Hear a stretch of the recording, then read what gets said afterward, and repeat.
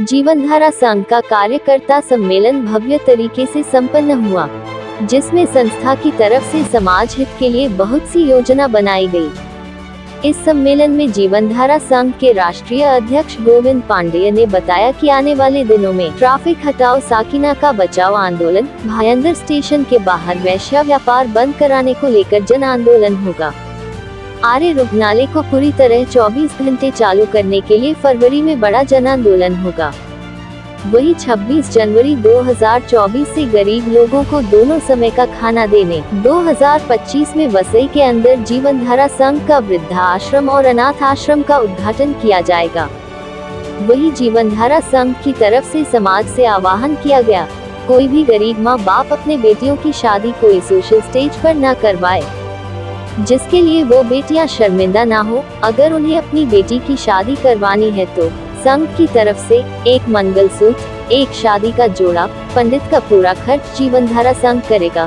संस्था की राष्ट्रीय महिला अध्यक्षा डॉक्टर पिकी पाल ने महिला सशक्तिकरण और लखनऊ में जनवरी में कार्यालय का उद्घाटन करेगी। उसी कड़ी में राष्ट्रीय उपाध्यक्ष राहुल सिंह कुलिया 500 लड़कियों को कराटे फ्री में सिखाएंगे।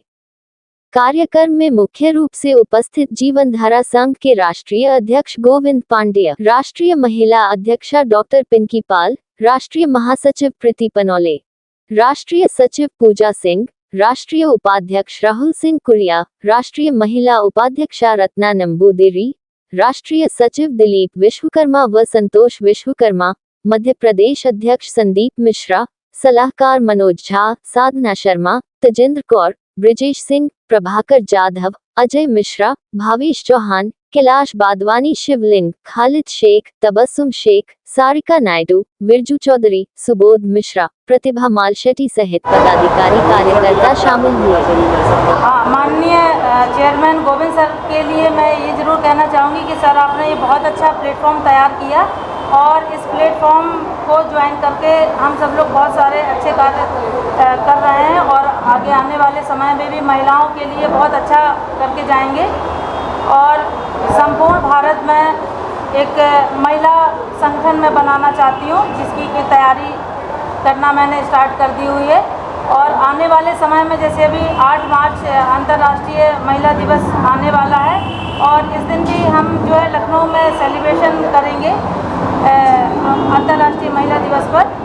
और इसीलिए मैं सर से कहना चाहूँगी कि सर आपने ये बहुत अच्छा एनजीओ तैयार किया है और हमें इतना इस काबिल समझा कि हम निरंतर महिलाओं का जो भी शिकायतें आ रही हैं उनको सॉल्व कर सकें इस मंच के माध्यम से। सर ये जीवनधारा संघ ऑलरेडी 14 स्टेट में है।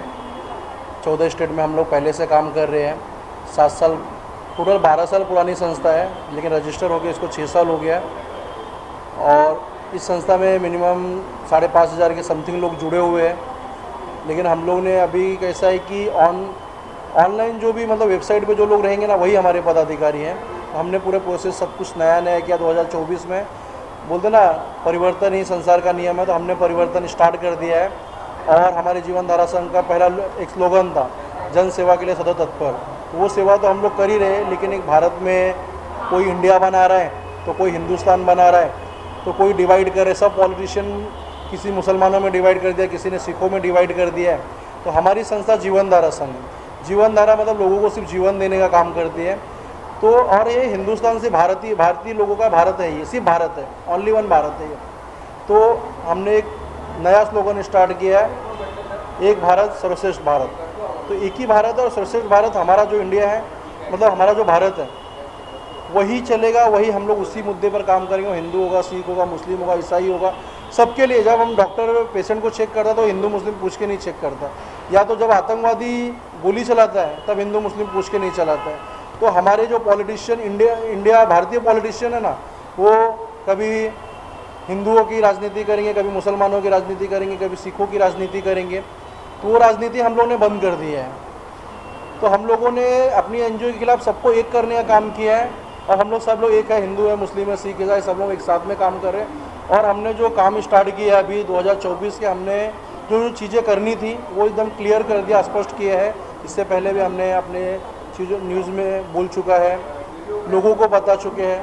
तो वेश्या व्यापार जो बहुत एक समाज के लिए बहुत गंदा है, क्योंकि आपकी बहन या हमारी बहन या किसी पॉलिटिशियन की बहन तो अगर कोई रेट पूछता है तो कितना गंदा लगता है। तो हमारे भाईंदर स्टेशन के बाहर, वसई स्टेशन के बाहर एक लड़की, नॉर्मल लड़की जाएगी ना, आप मीडिया वाले आपको मैं बोलता है एक लड़की को भेजो, नॉर्मल लड़की को, उसका भी रेट पूछा जाएगा। तो ये इतना गंदा भारत हो चुका, इतनी गंदी चीज़ें हो चुकी है, इसे हमें बंद कराना। तो हमारा संकल्प भाईंदर से स्टार्ट हो रहा है और पूरे भारत में वेश्या व्यापार बंद होगा, उनके रोजी रोटी दी जाएगी, उन्हें अच्छी नौकरी, अच्छी चीज़ों के लिए प्रेरित किया जाएगा। ये हमारे संगठन का मकसद है। फिर बाद में मैडम ने भी बता चुका है, सर ने बता चुका बहुत सारी चीज़ें।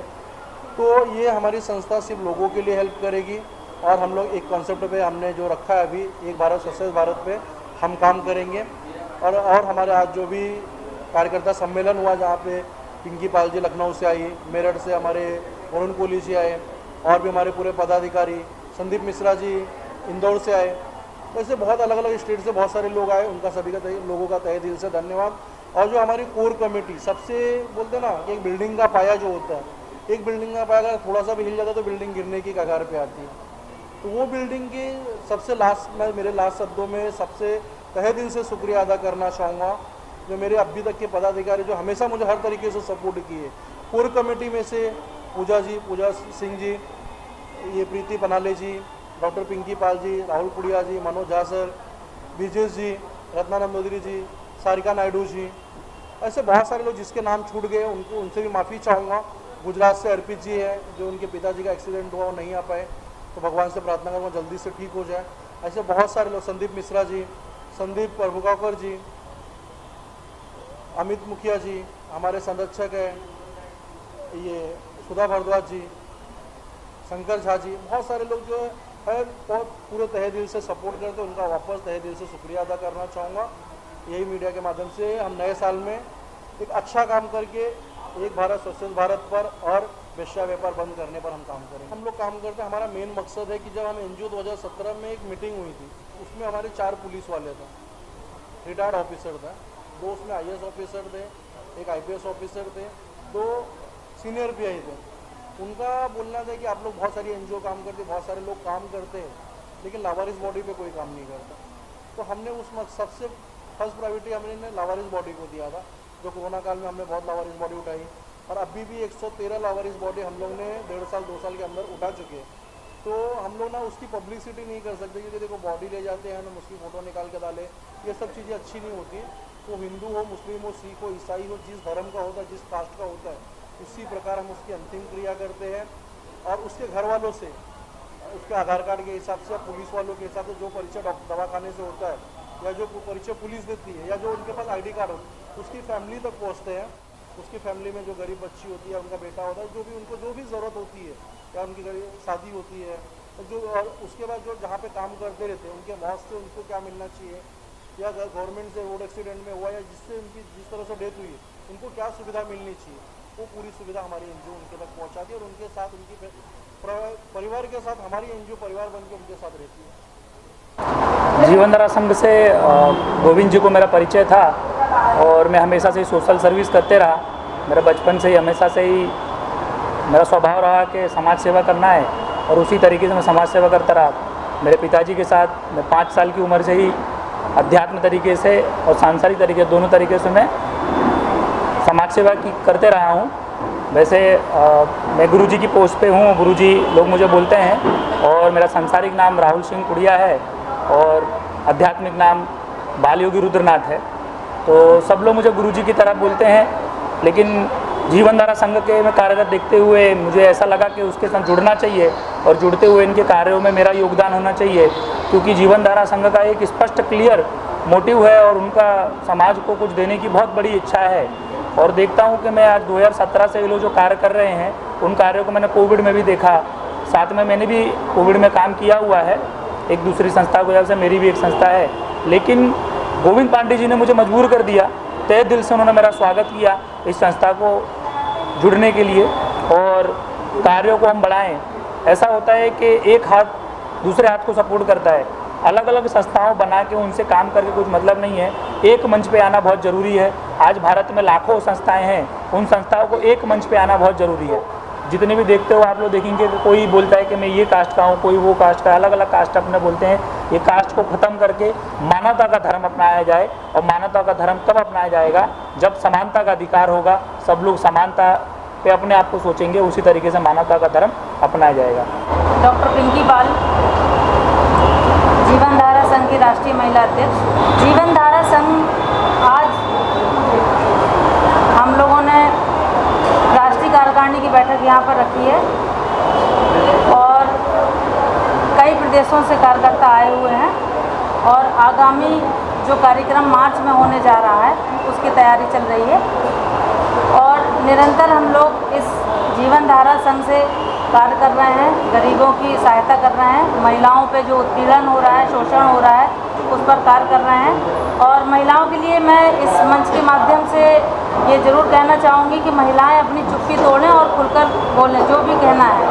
महिलाएं अपराध को बर्दाश्त ना करें और जो भी कहना है खुलकर कहें, तभी हम उनकी सहायता कर पाएंगे।